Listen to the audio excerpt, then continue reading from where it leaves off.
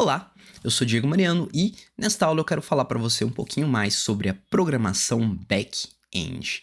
Então, eu quero falar também sobre uma linguagem que eu adoro utilizar, que é a linguagem PHP.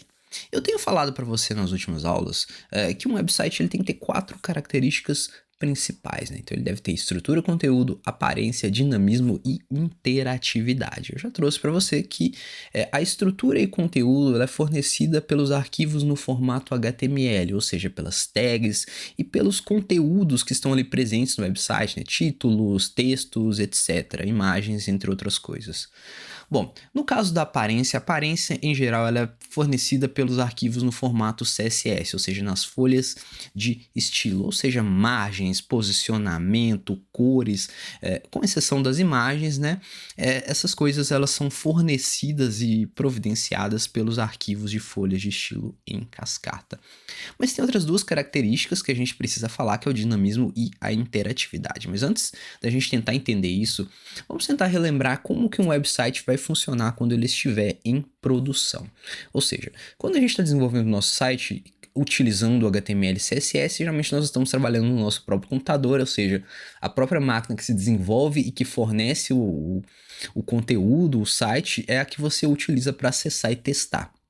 Mas quando você estiver em produção, ou seja, quando você quiser disponibilizar o seu site na internet, você vai ter que colocar ele no que a gente chama de servidor, que é uma máquina disponível só para que outras pessoas possam acessá-la, né? Ou seja, é uma máquina que vai fornecer um serviço de acesso ao seu site. E as pessoas que acessam, os dispositivos que acessam, a gente costuma chamá-los de clientes, né? Então pode ser um computador, pode ser um laptop, pode ser um tablet, um celular, né? Então todos esses acessam pela internet e são clientes do servidor que está fornecendo o serviço do seu site, ou seja, que está disponibilizando os arquivos HTML que serão utilizados para acesso. Bom, então nesse contexto nós chegamos então nas outras duas características. Eu vou falar rapidamente passar pela característica de interatividade, né? Que interatividade ela está relacionada com as características próprias executadas diretamente no cliente, ou seja, qual que é a característica interativa, né? Se uma animação está acontecendo, se você clica num botão ele modifica o CSS ou modifica o HTML, né? Modifica o conteúdo, né? Então todas essas coisas que ocorrem client-side, a gente chama de front-end também, em geral elas são providas por uma linguagem de programação, né, como JavaScript, que está sendo processada diretamente no cliente, ou seja, processada diretamente no navegador do usuário que está acessando o seu site. Então isso seria o que a gente costuma chamar de front-end, né? A parte da frente, né? Ou então as linguagens são executadas diretamente em modo do cliente. Mas nós temos também o server-side, que é aquele conteúdo que é executado diretamente no servidor. Então, nesse contexto, a gente pode dizer que a parte interativa ela é processada no cliente, enquanto a parte dinâmica ela é processada no servidor. A gente costuma chamar isso de server-side e client-side, ou seja, quem está provendo o seu website, quem está armazenando ele, disponibilizando para a internet é o servidor e o cliente é a pessoa que acessa, né? Outra coisa que a gente costuma chamar é que o servidor, ou seja, as linguagens que estão processando os scripts diretamente nele são chamadas de back-end, ou seja, é fornecido na parte que não está acessível ao cliente, não está acessível não está diretamente acessível ao cliente, né? Então ela vai processar o que é necessário e vai enviar para o cliente a parte visual, né? A parte do front-end. Então, nós vamos falar mais sobre isso mais para frente. Bom, tudo isso eu queria falar para a gente chegar na parte que é o dinamismo, né? O que é a parte dinâmica? O que é esse carregamento dinâmico, né? E o que é isso e por que ocorre em server-side? E por que eu estou recomendando PHP, apesar de que existem muitas outras linguagens que podem fazer esse processamento. Então, para isso, vamos tentar pensar num exemplo bem simples. Imagine que você tem um site de receitas, né? Um site de receita de bolo, né?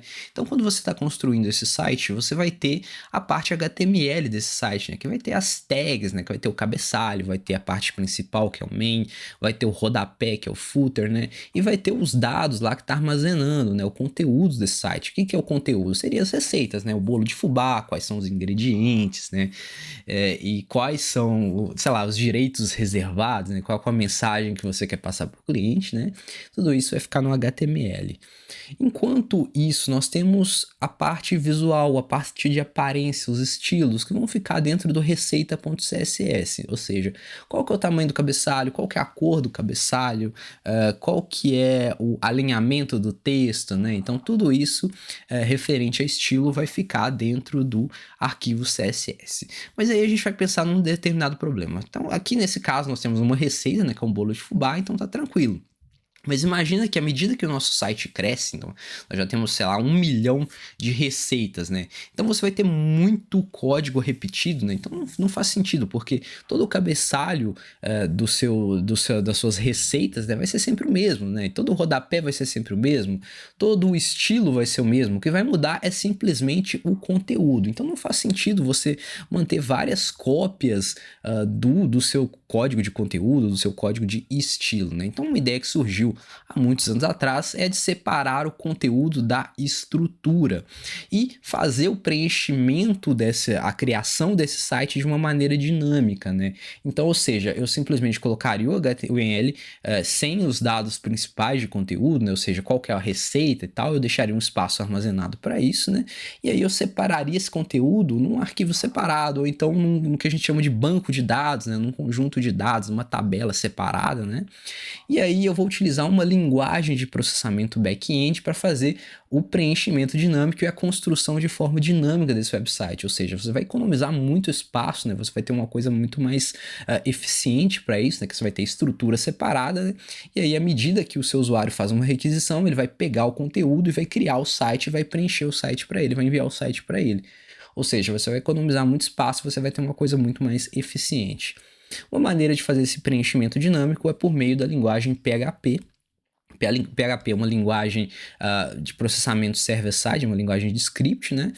E é uma linguagem que é bastante utilizada em muitas aplicações web. Muitas aplicações web utilizam PHP, apesar de que hoje em dia existem muitas outras formas de construir sites em ambiente server-side, né? Você tem muitas outras linguagens, como Java, JavaScript, o próprio JavaScript, né? Que é uma linguagem front-end, mas pode ser utilizada e tem sido bastante utilizada hoje em dia, né? No desenvolvimento de sites em back-end, né? Você pode ter Python, você pode ter um monte de linguagens que podem ser utilizadas. Por que a gente costuma utilizar PHP? Por que o PHP é recomendado? Existem vários fatores, né? Um deles é que é uma linguagem muito simples, com uma curva de aprendizado muito rápida, né? E apesar disso ser uma vantagem, também uma desvantagem, porque como você aprende muito rápido a desenvolver em PHP, muitos desses códigos que têm sido desenvolvidos por programadores jovens, programadores que estão aprendendo, eles têm várias falhas, né? E por isso cria uma visão, uma má interpretação, né, de que o PHP é uma linguagem falha, né, mas o PHP utilizado de uma maneira correta, ele consegue construir sites seguros, eficientes, avançados, mas por ser uma linguagem muito fácil de se aprender, rapidamente você já consegue desenvolver suas aplicações e aí já está disponibilizando suas aplicações e muitas delas talvez tenham alguns problemas, né, e isso cria uma má imagem da linguagem. Mas o PHP ele pode ser usado de uma maneira muito eficiente por isso talvez seja uma das linguagens mais utilizadas em server-side. Eu gosto de trazer essa imagem aqui, como a gente trabalha com bioinformática, né? Que é a gente tem o dogma central da biologia molecular. Eu trouxe aqui o dogma central do desenvolvimento web, né? Em que você tem esse triângulo aí, né? Que você tem numa ponta o HTML, o CSS, né, que é a estrutura, né, e você tem o JavaScript na parte de front-end, né, interagindo e alterando o HTML e o CSS, mas também interagindo com o PHP que está na outra ponta, né, que é a linguagem server-side, né? Então, server-side, ele vai processar as páginas de forma dinâmica, vai prover o HTML, o CSS, né? Enquanto o JavaScript, ele pode interagir diretamente no HTML ou ele pode interagir diretamente com o server-side por meio das requisições assíncronas feitas por Ajax, né? A gente costumava usar muito jQuery, né? Que é uma biblioteca para isso. Mas jQuery tem sido abandonado, né? Principalmente pela evolução do JavaScript, não há mais necessidade de utilizar jQuery em todas as aplicações.